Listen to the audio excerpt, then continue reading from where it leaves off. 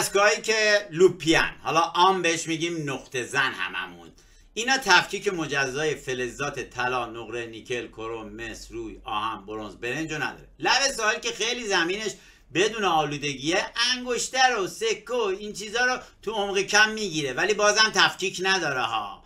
ببینید تفکیک دقیق نداره، هر جا صدا میده باید بکنی ببینید چیه.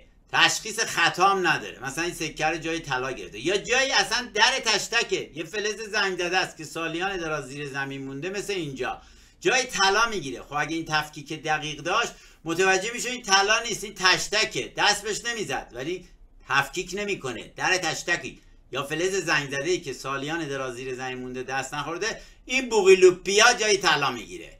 پس طلا رو که تو عمق نمیگیره، تفکیک مجزای فلزات هم نداره، فلز زنگ زده هم جای طلا براتون میگیره، پس قابل اطمینان برای کار حرفه‌ای نیست.